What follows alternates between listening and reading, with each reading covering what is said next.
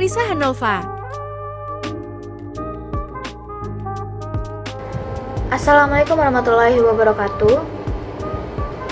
Perkenalkan, nama saya Tarisa Hanova dengan NIM 2210723002 dari Fakultas Ilmu Budaya dengan Prodi Sastra Indonesia. Mata kuliah saat ini adalah Folklore kelas B. Baiklah, saya akan menyampaikan hasil presentasi saya mengenai tugas folklore, yaitu mencari cerita rakyat yang berasal dari Sumatera Barat. Sebelumnya saya akan menjelaskan mengenai folklore, yaitu folklore adalah sebagian dari kebudayaan suatu masyarakat yang tersebar dan diwariskan secara lisan serta turun-temurun. Jadi folklore merupakan cerita rakyat yang dikenal oleh banyak masyarakat. Pada tugas tersebut saya mengambil cerita rakyat, yaitu dengan judul Siti Nurbaya. Sepertinya sudah tidak asing ya dengan cerita rakyat yang berasal dari Sumatera Barat, Ranah Minang ini, yang dengan judul Siti Nurbaya tersebut. Siti Nurbaya merupakan karya sastra dari cerita fiksi yang ditulis oleh Marah Rosli dan berasal dari angkatan Balai Pustaka. Cerita rakyat Siti Nurbaya menceritakan kasih yang tak sampai antara dua sejoli yang saling mencintai. Samsul Bahri merupakan kekasih yang sangat mencintai Siti Nurbaya, dan Datuk Maringgih adalah suami Siti Nurbaya yang merupakan saudagar kaya yang dikenal dengan kikir dan licik. Namun, rasa cinta Samsul Bahri terhalang oleh perjodohan Siti Nurbaya dan Datuk Maringgih.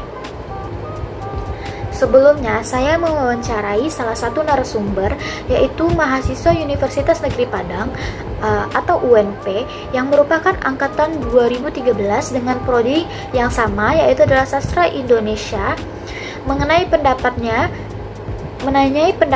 mengenai nilai moral pada cerita rakyat Siti Nurbaya dan peran adat dalam nilai budaya. Baiklah, setelah saya mewawancarai narasumber tersebut, ia berpendapat banyak masyarakat yang menganggap bahwa dalam nilai moral Siti Nurbaya, Siti Nurbaya tersebut dipaksa menikah oleh Datuk Maringgih. Namun, narasumber tersebut mengatakan sebenarnya Siti Nurbaya itu tidak dijodohkan, melainkan atas keinginannya sendiri dan tidak ada paksaan. Sedangkan saat itu Siti Nurbaya sudah menjadi istri Datuk Maringgih. Tapi di dalam cerita tersebut, Siti Nurbaya ingin kabur dan mencari Samsul Bahri ke Jakarta yang merupakan kekasihnya pada masa lalunya. Ia berkhianat pada suaminya, yaitu Datuk Maringgih. Dalam setting dan tempat itu terjadi pada zaman Belanda. Di satu sisi, dalam sosial dan politik, jika dikaji lebih dalam, Samsul Bahri juga termasuk tokoh yang jahat karena ia berkhianat, yaitu pengkhianat bangsa, karena ia merelakan dirinya untuk menjadi tentara Belanda untuk membalaskan dendamnya pada Datuk Maringgih.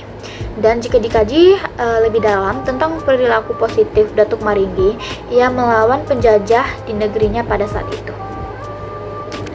Sekian info atau informan yang saya dapatkan dari narasumber tersebut. Terima kasih. Assalamualaikum warahmatullahi wabarakatuh.